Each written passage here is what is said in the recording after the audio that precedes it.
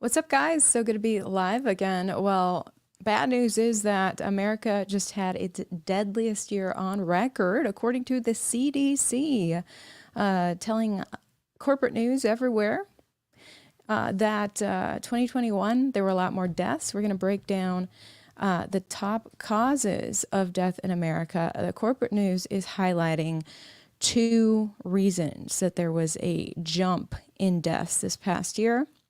And those are the new illness as well as drug overdoses. A lot of people overdosing on drugs during the pandemic, but those causes are not actually the top two causes of death in America. So we're going to go over what those are and also look at historic events that have been much deadlier than 2021 was, and kind of get some perspective on this, and also dig into some of the causes of death that the corporate news is not highlighting.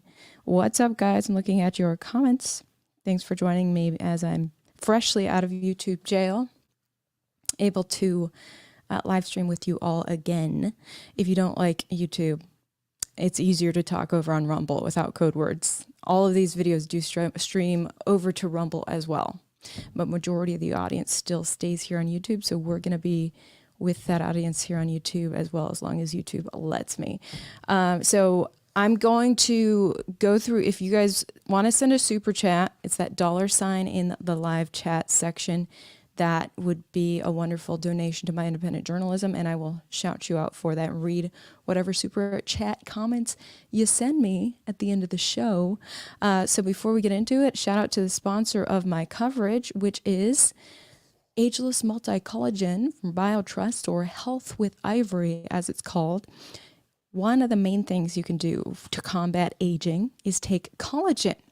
But there's a problem. Most collagen supplements out there don't work. The secret is Ageless Multi-Collagen. Health with Ivory is the most effective collagen for anti-aging out there, in my opinion. Thousands of users agree that they notice their skin looking and feeling younger after routinely taking it. Men also reported increased muscle mass. 100% protein supplement.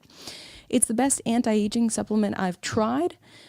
Within no time, there's been a noticeable difference in my skin. If you've been looking for a way to reduce the appearance of your wrinkles, you'll love Health with Ivory. Get 51% off Health with Ivory for the next 24 hours by going to my link down in description of this video. That is healthwithivory.com. Click that link. Okay, I want to show you, first of all, what some of the corporate news is highlighting in regards to deaths in 2021. Let's dig into some numbers today.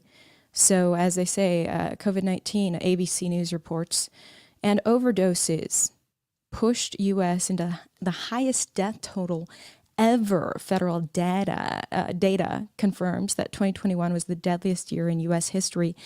2021, deadliest year.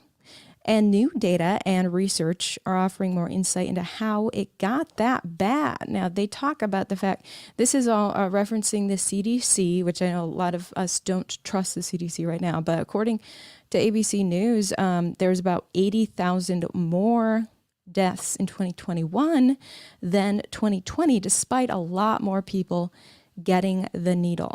The needle was not available for public use for all of the public until 2021. It rolled out just for the elderly in December of 2020, as well as some first responders. And then by about March, April, everyone who wanted it started getting it. A lot of Americans got that needle, and still we had more deaths in 2021 than in 2020. And experts in this ABC News article are blaming resistance to the needle for the escalating death. But I mean, if a huge percentage of Americans got the needle, what was it, 60-something% of Americans that have been fully needled at this point, and 0% of them had it in 2020, then the needle is so protective against death, wouldn't you think that there would be some sort of reduced number of deaths if you think about it, in 2021, but we did not see that happen. Now, the first half of this article is all about the fact that the new illness killed people, and then they get into the fact that a lot of people were overdosing in the pandemic. Drug use apparently went up while people were locked down and losing their jobs and their lives. A lot of people lost friends, and everyone's lives got shaken up. In this pandemic, many people resorted to drugs. It says here that the provisional data through October suggests that the nation is on track to see at least 105,000 overdose deaths in 2021, up from 93,000 the year before. Research released Tuesday shows a particularly large jump in overdose deaths among 14 to 18-year-olds. Adolescents' overdose deaths counts were fairly constant for most of the last decade, just around 500 a year, but they nearly doubled when the pandemic hit. Adolescent overdose deaths nearly doubled, and that was just in 2020. In 2021, they more than doubled. So that's not good. A lot of people are taking more drugs, and fentanyl is lacing a lot of those drugs. And fentanyl is a very deadly drug that's being brought into our country more and more lately. So ABC News and all the corporate news kind of highlighted those two things. I have a Fox News article saying the same: 2021 deadliest year in U.S. history, thanks to the new illness as well as drug overdoses. There were 3.4 million deaths last year, which is, I guess, an above average jump in deaths. Now, the National Science Foundation, I looked at their data on world events. The world's deadliest events, according to National Science Foundation.gov. And they say that the influenza pandemic of 1918 through 1919 was the deadliest event in world history. 20 to 40 million people died of influenza. That was the Spanish flu. Just between 1918, and 1919. 20 to 40 million deaths estimated around the world due to that pandemic. And mask mandates actually went into effect back in 1918, 1919 as well. And it was a very similar story with a lot of resistance to these masks. So this is actually not the first time we've been through all this. Number two, according to National Science Foundation, NSF.gov, Black Death or plague was the number two biggest killer of humans. 20 to 25 million people died of the Black Plague or Black Death in the 1300s. It looks like it was between 1348 and 1350. They say that happened. Number three deadliest event was AIDS pandemic. AIDS pandemic in the 1900s through 2000 was 21.8 million deaths. Number four was World War II, 1937 to 1945, 15 million people died. And in World War I, that rounds out the top five deadliest events. World War I, where 9 million people died between 1914 and 1918. So I was like, okay, so how does our current pandemic compare to all that? If you look at World Health Org today, World Health Org has tallied up 6.1 million deaths around the world due to COVID since this pandemic began over 2 years ago. So that is dramatically lower than the Spanish flu of 1918, which, like I said, was 20 to 40 million deaths. So it's good that in a century's time, we have more resistance to death from this sort of illness, as it appears. Leading causes of death in America, let me just show you what the CDC actually lists for that because the top two causes of death are different than what caused us to have a record death year. So very predictably, heart disease, number one killer of Americans in 2020, followed by cancer, the number two killer of Americans in 2020. But number three, they say, was the new illness, followed by accidents or unintentional injuries, strokes, chronic lower respiratory disease, Alzheimer's disease, diabetes. The flu still fits into the top 10. And then nephritis. So there you go. There's the top 10 deaths. So according to the CDC, in 2020, only 53,000 died of the flu, whereas 350,000 died of COVID. Now, CDC says that so far there are 900,000 people who have died of COVID in just over 2 years' time. This is actually an interesting page on cdc.gov. They talk about how they break it down with the deadliest week for deaths from the illness was January 9th, the week of January 9th, 2021. 26 million people died of COVID in 1 week's time. Absolutely horrifying. Currently, about 300 people are dying of the illness. So the majority of the deaths occurred at home. So this is all related to COVID. Majority of the deaths from COVID happened in the hospital, 68%. Look at that, 14% of people who died of COVID actually stayed home and died. A lot of people not trusting the hospital right now. So when they get bad, they just say, I'm safer at home. It's very sad. And then the death by age group, 74% of the people who died of COVID were over 65 years old. So this is definitely a pandemic of the elderly. We got to keep that in mind. 21% of the people who died of COVID thus far were 45 to 64 years old, and only 4% of COVID deaths were people 45 and under. So that is highly, highly minuscule. It's less than, if you tally all of these up, you have a less than 2% chance of dying of COVID if you catch it. And so you got to take a fraction of that. So out of the 2% chance of dying, if you're under 45, it's 4% of that 2%. So a teeny minuscule percent chance of dying of COVID if you are under 45. Absolutely a remote chance of dying. Yet the corporate news always highlights it big time when a 45 or younger person does die of COVID. And it's always like, did they die of COVID or with COVID? That's still the big question. Oh, wow. Look at this part. Most frequently listed comorbidities for COVID, influenza is the top one.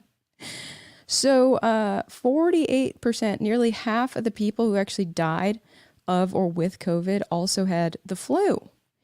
And so prior to COVID, that would have been marked as a flu death, but now it's a COVID death. And look, hypertension, which is heart disease, the number one killer of Americans. 20% of the people with COVID actually died with hypertension. Now, that hypertension was already killing more people than any other illness in America. And since this pandemic, those are now listed as COVID deaths. So we just got to keep this all in proportion, like how many of these deaths were really caused by COVID, and how many were already going to happen because hypertension is the number one killer of Americans, and the flu has always impacted, a good amount of people in the top 10 causes of death. So there you go. Total excess deaths, 1.1 million people between February 2020 and April of 2022. This number reflects the total estimated number of excess deaths occurring Since the pandemic began, they're saying these people needlessly died, probably because of COVID. So very interesting times. I was comparing it to England. I was just looking at some of England's data, ons.gov.uk, and they actually said that their top cause of death in February of this year was dementia and Alzheimer's in the United Kingdom. So different stuff is killing the English than Americans. Dementia and Alzheimer's accounted for 11% of all deaths in England in their most recent data in February. So obviously, a lot of my viewers point to the deaths that have happened shortly after getting the needle, which the media has heavy blinders on, like we will not discuss this. In fact, I was banned from covering this when I was at Fox. And so it draws a lot of questions, how many of these deaths are related to this new needle that is still being studied through 2024. And the corporate news won't look at it, which causes more concern. Now, cdc.gov, it's really hard to find. Yeah, I know there's the VAERS system where it's a database that's kind of hard to maneuver sometimes. And depending on your search terms, the results can vary a lot on there. But the CDC actually spells out how many they have documented with VAERS. So far, up through April 2022, they have it buried at the bottom of one of their web pages with like a bunch of asterisks about not taking this number too seriously. But CDC actually admits on its own website what it's admitting to, which is 14,068 deaths after the needle, up since the new needle was invented. And if you search the database yourself, it comes out to, depending on your search terms, it can come out to a lot more deaths than that. So people have a lot of questions. Now, Dr. Peter McCullough, who's prohibited from appearing on YouTube at all, he's written an immense amount of papers, highly published, scientist and heart doctor, and he was just saying today, he's got a real Telegram channel. Actually, there's a lot of phonies on Telegram, but he was saying that within the 90 days, Pfizer is being forced to release its data on this new needle, and the court case that Pfizer lost, where it has to release the data at the first of each month, it has to release more data until all the data is out about its research on this new needle. And so Dr. Peter McCullough has been going through that information, and he said that turns out that in the 90 days after the needle was released to the public, Pfizer had already documented that 1,200 people at that time had died after the needle, and that they kept really quiet about it and didn't let people know as it was still being rolled out to the masses. And he thought that was quite wrong, because that was an actually very unusually high number of deaths after a new needle compared to other needles that have been rolled out throughout history. And with a lot of needles, if it's about 50 deaths after a new needle comes out, they shut the whole needle down. But there was such media secrecy with this one that it was allowed to continue rolling out. And so he was highlighting that today, and it just causes me to recall that same time of year. It was by April, I guess it was April of 2021, when everyone was getting it, that I was assigned to this big national headline that 2 people had blood clots. And I had to cover that. Now, this headline that Johnson & Johnson, 2 people had blood clots, that paints a narrative that the 2 people, they survived their blood clots, that was the only side effect so far, was just 2 blood clots. And that was the narrative that Fox was telling me to promote. And I just told them, we are aware of a lot of other, not only are we getting phone calls in our newsroom about people's family members dying, but the CDC has data on other side effects, including death. And I think that we should release this preliminary information because it's far beyond 2 blood clots. And if I only talk about 2 blood clots, we deceive the viewers and they think that's the only problem with this needle. And I know a lot of people, after that came out about Johnson & Johnson, they turned away from Johnson & Johnson because they're like, okay, we're hearing that these other 2 companies are perfect, but Johnson & Johnson, there's a remote chance of a blood clot. It was actually much worse than that. No matter what company you went with, there were already about 3,000 deaths after the needle. And Fox said, absolutely not, you will not let people know what the CDC is reporting about the number of deaths. And I thought that was very wrong. And that's part of why I left Fox is that, a lot of people had already, a few million, I think, had already gotten the needle at that point. And it's like, okay, most people are doing fine, but can we just be transparent and let people know who's not being fine? And that way we're laying it out there. People can make an educated decision. If you watch Fox during commercial break, you'll see the pharmaceutical ads, the ads always, a lot of them end by saying there's a chance of death with this drug, with that drug. Why aren't we allowed to say there's a chance of death with this new one? I thought it was messed up, and it was part of why I left Fox. And this absolute silence on anything being wrong makes me wonder how much is really wrong with this new needle. And I know that you guys are wondering that too when we're hearing that this is the deadliest year on record, and that the mainstream media is blaming not enough people getting the needle when more than 50% of people got the needle, and now even more people died in the pandemic than the previous year. It doesn't make logical sense. So I know we all have a lot of questions, and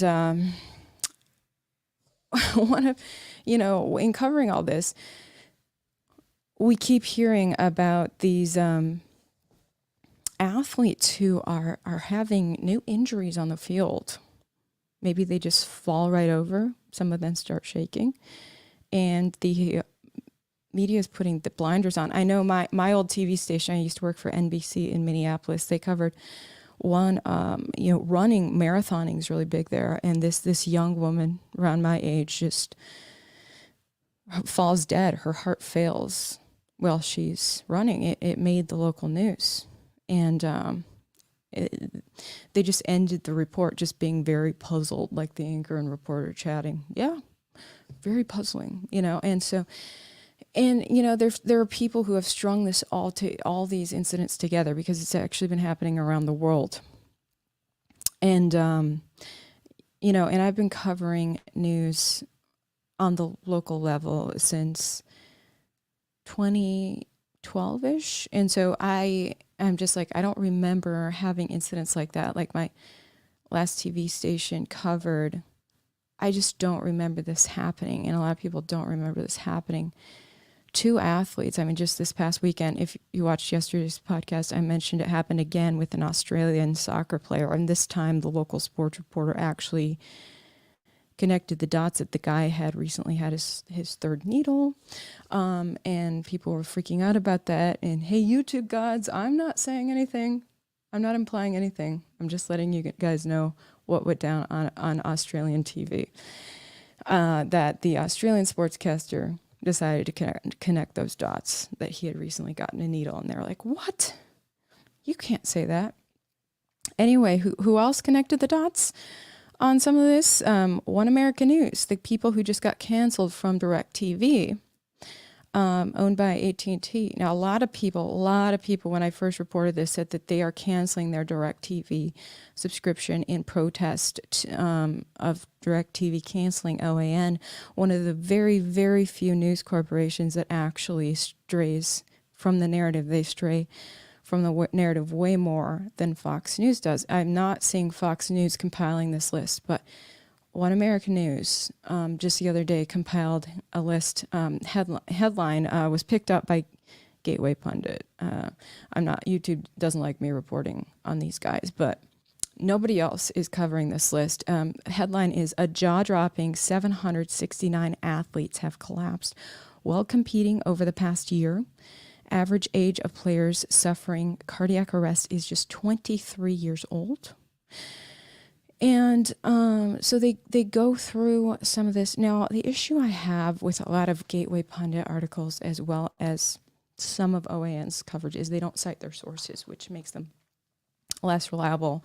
You need to detail how you compiled this list for us to fully believe you. But I'm assuming, you can, when a lot of these are high profile situations where the athlete collapses during the game, it affects a whole sporting match. So it gets covered in the news. So it's not too hard to compile a full list. And so I wouldn't be surprised if they're correct about this list collected from around the world. And a lot of these people having cardiac arrest, it's also, it's not a leap here to connect the needle when the one FDA approved needle that came out with the FDA approval came a heart warning that this needle has been researched and found by the needle company itself to affect your heart. So this is not just a leap when you're realizing that these young athletes have been forced to get the needle in order to play the game, and then the needle comes with a heart warning, and then the athletes are collapsing. So, it's like, that's a kind of logical speculation there. Now, they're not citing their sources, but actually found the Nevada Department of Health is documenting some of this. I stumbled across this, and it's quite interesting. From nv.gov, the Nevada Department of Health actually compiled a list. I just found their list from the month of October 2021, where they had compiled at least 69 athletes collapsing, many of them dead. And these researchers out of Nevada's Department of Health in painstaking detail listed which athletes they are and what happened. And for instance, Lecco, Italy, October 7, 2021, 17-year-old athlete from Col Verde collapses during training with cardiac arrest, defibrillator inserted. He is now fighting for his life in the intensive care unit at Lecco Hospital. And so each one of these incidents, they document in painstaking detail. I'll have to link this down in my description when I finish the live stream. So, there's something going on, and officials are staying very, very low key about it. So what's going on, you guys? I wanted to let you guys know about a couple of other things. There's bad news about those masks on airplanes. CDC promised us that this coming Monday we could stop wearing them. Well, CDC just today revised its plans, and we are going to have to keep wearing masks on planes now through May 3rd. I know it's quite upsetting. I'll share that update with you guys just so you know I'm not making this up. CDC's own website today.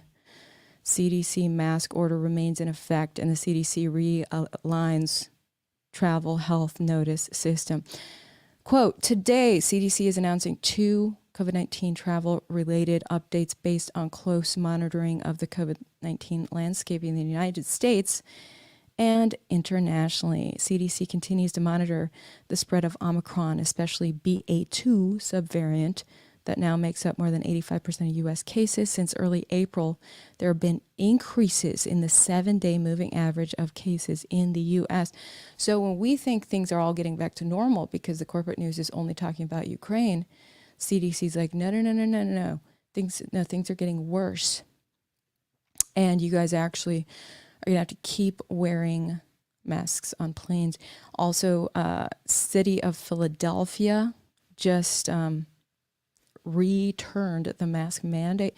Headline out of USA Today, mask mandates are returning to Philadelphia amid rising COVID cases. Should we be worried? If you are feeling a sense of pandemic deja vu, you are not alone. And, this is very concerning to me. And it's part of why I've been highlighting for you guys in the past week what's going on in China. Because if you rewind 2 years, this is how it all went down. First China's in a tizzy, then America's in a tizzy. So I was like, let's really focus on what's happening there. And the main thing that's happening there is vicious tyranny by the government. If you look at the actual numbers, it's only been, at last check, it was 300 or so symptomatic cases. There were quite a few thousand asymptomatic cases that China was documenting, saying, oh, you're perfectly healthy, but our government issued tests says you're sick, so off to the gulags. And China, I actually flipped on CNN briefly last night, and CNN was highlighting how China had made this makeshift quarantine camp and had filled right up. Thousands of people locked away in quarantine camp, most of them perfectly healthy, but their government issued tests said they had the illness. No symptoms though. So it's a very strange thing that's going on. It looks like it's cascading over to America already, and I am a little concerned about it. So I thought I would update you guys on that. CDC keeping the mask on in the plane. Philadelphia already forcing more people to wear masks in its city. Before I wrap this up, I've got to shout out the fact that the corporate news is kind of catching up to the Lara Logan story 4 months after it happened. If you follow my YouTube, I've interviewed Lara a couple times about this. Newsmax, acting like this is brand new news today, says Lara Logan definitely pushed out at Fox after Fauci comments. She was interviewed by a radio guy who dared to ask her about the truth of her and Fox. Shout out to Eric Metaxas. Eric Metaxas radio show. He had her on and she said, yeah, I was definitely pushed out. Now she and I discussed this on my YouTube, and none of the right-wing media picked it up. And left-wing media did a few hit pieces, like Daily Beast smeared her hard for being kicked out by Fox. Like, oh, she's even too wacky for Fox, they said, and loved the chance to drag her. But the right-wing media circled Fox's wagons, and I just want to highlight this, is that Fox has its tentacles throughout the right wing, and we should be concerned about that. Fox heavily funds organizations like CPAC and Turning Point, so any of the CPAC and Turning Point influencers and leaders wouldn't dare criticize Fox or they will lose their funding. Fox has a lot of radio personalities. Fox has its own radio affiliated outlets. So a lot of the radio personalities are connected to Fox and have jobs with Fox or side jobs with Fox. So they don't want to. A lot of the podcasters are connected with Fox. They might have agreements to appear on Fox occasionally if they don't want to screw that up. And so I just want to make you aware how far Fox's tentacles are. And it purposely does this if Fox can have its tentacles attached to everyone on the right wing, then everyone on the right wing is going to circle Fox's wagons, and Fox will remain a wolf in sheep's clothing. What Fox did to this phenomenal journalist, Lara Logan, is uncalled for. They pushed her out because she actually shed light on the sentiments of many people around the world and how they actually feel about Dr. Anthony Fauci. She said, yeah, I'm talking to these sources around the world, and this is what they're saying about him. And because she allowed them, she highlighted that, just how horribly a lot of people feel about Dr. Anthony Fauci. Fox kicks her out. What the heck is going on, Fox? And so Fox has really been up to some shady things since the pandemic began. And this is one of the latest things, the removal of Lara. And the fact that, I feel like the right-wing media barely talked about this. Nobody circled around Lara really. And I highlighted her story. None of the right wing media picked up my coverage, and then it's finally this guy Eric Metaxas interviewing her that Newsmax is like, oh, I guess we'll pick it up because we're trying to compete with Fox in ratings. So there you go. They finally pick it up 4 months after Lara got pushed out by Fox. And there you have it. So just be aware that all these people who are not talking about all the shenanigans of Fox, there are big reasons for that. Fox sends hush money to many, many people on the right. And, I'm now the anti-Fox because I left Fox Corp. I worked for the Murdochs at the local station's arm. And I'm calling out the entire company because it's all corrupt, from Fox News to Fox Sports to Fox TV stations. And so any one of these personalities on the right wing who's friends with me, as I do this, I give them major applause.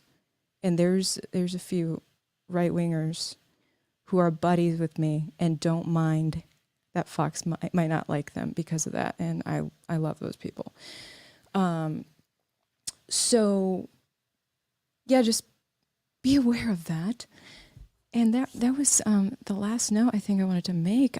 Okay, thank you guys so much for the super chats. I did see some of those come through, and they vanish in this system, but I have to scroll through and find them again. Here's one. Okay, let's see what it says. Thank you, Das Pooch, for the super chat. Quote, grateful for the independent journalism you do and the topics you cover, but also for the soothing voice used to deliver it. Have a great day. Well, thank you, Das. And, the voice thing, it's partially due to this awesome mic that my friends are lending me while I'm in Arizona this week. I'm going to have to get one myself when I get back home. Love it. Thank you, Henry, for the super chat. I appreciate that. Oh, wow, Henry, you gave me another one. Very nice. Thank you so much. I think that's it. Okay, guys, I've gone a little over time. I really appreciate all your time. Just stay awake. A lot of these right-wing people want to stay sleepy in bed, but you got to wake up and realize that CNN doesn't have your back and Fox doesn't have your back. And let me just be clear. A lot of the on-air personalities at Fox are wonderful, good-hearted people. End of the day, they are all controlled by their owners, just like I used to be. And believe me, I would fight internally with the owners and push their limits as much as I could to get to the truth. And I'm sure a lot of those people at Fox do that as well. And Judge Janine's been transparent about doing that. Judge Janine gets fed up with the Fox bosses, and she's one of the clearest about it. So a lot of these people on Fox are great people. End of the day, they are controlled. And so you just have to be aware of that, because Fox lays down the hammer. Fox will let these people run around and say things that their right-wing audience likes to hear. But when it comes down to key issues like elections, or apparently what's Dr. Fauci's real history, that's where Fox lays the hammer down. It's like, don't talk about this or you're fired. So you just have to be aware of how Fox controls. So I really appreciate you guys, and thanks for tuning in, and have a wonderful rest of your Wednesday. Oh, I'm about to upload a fantastic interview with one of the censored doctors, Pierre Corey, a must-have update on what's going on with this pandemic on ivoryhecker.com. So check that out, ivoryhecker.com, linked down below, uncensored website. This interview would never stand a chance on YouTube. So check it out, and I'll talk to you guys later.